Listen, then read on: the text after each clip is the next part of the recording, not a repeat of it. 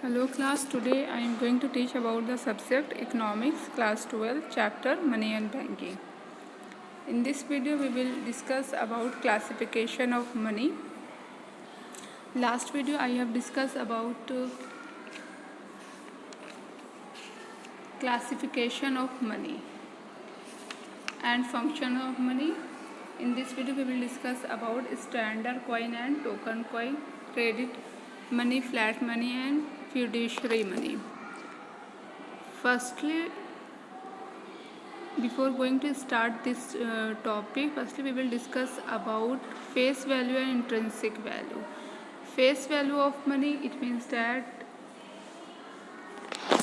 जो भी करेंसी है, किसी भी करेंसी की जो वैल्यू है उस पर जो प्रिंटेड वैल्यू है उसको कहा गया फेस वैल्यू। अब वो करेंसी बनी किस चीज़ से है उसको कहा जाता है इंट्रिंसिक वैल्यू। जैसे अगर हम लोग 10 रुपीज़ का एक नोट ले, 10 रुपीज़ की नोट, अब ये नोट बना है एक पेपर से।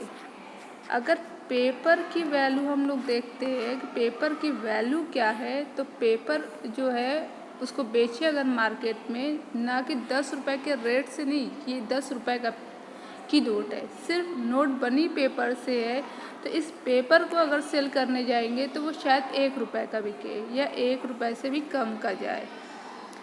तो जो भी वैल्यू नोट पर प्रिंटेड है 10, 100, 1000, उसको कहा गया है फेस वैल्यू। फेस वैल्यू आपको वर्ड से ही समझ में आ रहा है कि उस करेंसी पर जो प्रिंटेड अमाउंट है उसको बोला गया है फेस वैल्यू।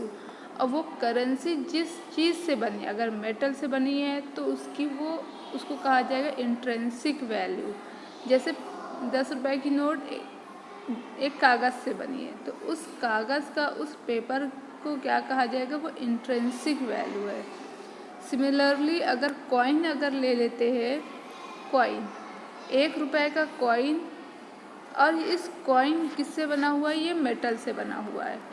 अगर हम इसको मार्केट में 1 रुपये से ना बेच करके इसको एक मेटल के फॉर्म में बेचते हैं तो इसका रेट जो है वो हमको 1 रुपये से ज़्यादा मिलेगा। रीज़न, क्योंकि इसकी इंट्रिंसिक वैल्यू ज़्यादा है फेस वैल्यू से। फेस वैल्यू क्या है, जो उस पर कॉइन में 1 रुपये, 2 रुपये, 5 रुपये, 10 रुपये जो भी लिखा है, तो इसीलिए कहा गया फेस वैल्यू।